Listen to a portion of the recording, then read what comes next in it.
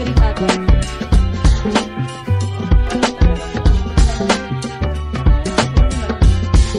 Hindi ka bahala.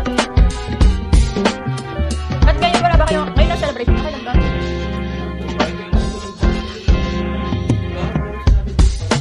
Kasi usually talaga